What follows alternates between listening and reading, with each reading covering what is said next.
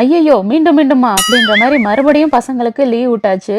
ஈஸ்டருக்காக கிட்டத்தட்ட 2 weeks leave விட்டுருக்காங்க. Leave விடுறதா இருந்தாலும் ஒரு நியாயம் வேண்டாமா? அதுக்குன்னு 2 வீக்ஸ் லீவ் விட்டு வச்சிருக்காங்க.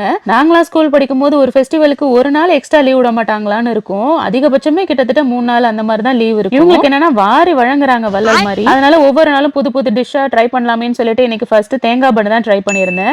லக்சம்பர்க்லலாம் பேக்கிங் ஐட்டம்லாம் பார்த்தீங்கன்னா ஒண்ணு இந்த குரோசான்லாம் இருக்கும். அதுல வந்து சாக்லேட் பேஸ்ட் இல்ல கிரீம் அந்த மாதிரி தான் இருக்கும். என்னதான் இருந்தாலும் நம்ம ஊர் தேங்காய் பன்னுக்கு ஈடாகாதுல்ல. அதனால தான் அது ட்ரை பண்ணியிருந்தேன். பசங்களும் இந்த மாதிரிலாம் சாப்பிட்டது இல்லையா, சோ அதனால அது செஞ்சிருந்தேன். நாங்க இந்த பன்னு வாங்கும்போது மீன் ஷேப்ல பண்ணி விப்பாங்க. அது உள்ள வந்து ஸ்டஃபிங் இன்னும் கொஞ்சம் வச்சிருந்தா நல்லா இருந்திருக்குமேன்னு தோணும். அந்த அளவுக்கு கம்மியா தான் வச்சிருப்பாங்க. பட் டேஸ்ட் சூப்பரா இருக்கும். பட் இதுல நம்மளே பண்றதுனால நிறைய தேங்காய், டூட்டி ஃப்ரூட்டி, அப்புறம் ட்ரை ஃப்ரூட்ஸ், நட்ஸ்னு நிறைய ஆட் பண்ணியிருந்தேன். பன்னை ரெடி பண்ணி வச்சுட்டு அது கொஞ்சம் ஆறுற கேப்ல கொஞ்சம் ஒரு குட்டி ஷாப்பிங் போயிட்டு வந்துடலாமேன்னு கிளம்பிட்டோம். ஷாப்பிங் முடிச்சுட்டு வீட்டுக்கு வந்து கதவை திறந்தா வீடு பூரா அந்த பன்னு வாசனை தான். சூப்பரா இருந்துச்சு. நெக்ஸ்ட் ஷாட்ல மீட் பண்றேன். பாய்.